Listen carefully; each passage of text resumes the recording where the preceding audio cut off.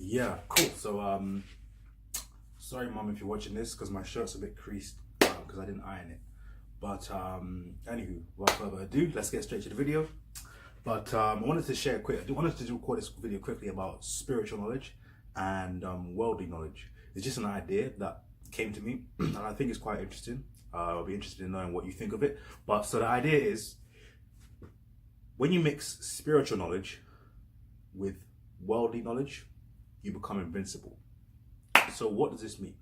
This essentially means that when people acquire both of these different types of knowledge, they get a significant advantage in life.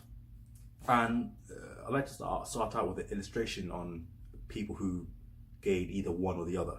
An example of someone who just gains purely spiritual knowledge would be really spiritual people in the mountains, and they're outside of society. They're not really engaged with ordinary life, so to speak. They're just out there meditating, doing spiritual stuff.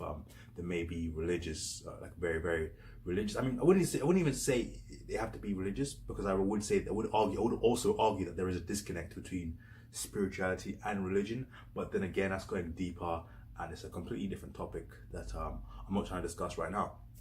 But the idea here is obviously about spiritual knowledge and the kind of things that people who only have spiritual knowledge, or people who only seek spiritual knowledge, kind of get up to.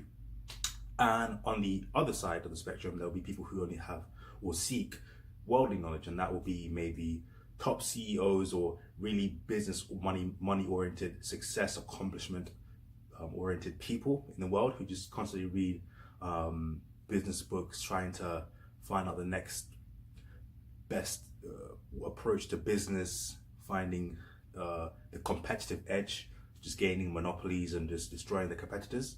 And I mean, it's not limited to business. It could be anything. It could be literally how to dress so that you get the most girls. It could be how to become the best sports player or something in the world. Just something that's more oriented to just worldly kind of stuff. But typically you'd find that it's hard to find an extreme side one or the other, because they usually require knowledge from the other side. So for example, a business person might realize that you don't just focus on like business and worldly stuff. There are like things in the spiritual realm that could benefit you, and also people in the spiritual realm that they can notice that the spiritual stuff is good, but currently I'm in the real world, so having knowledge of real world things could help me get a better relationship with my spiritual essence.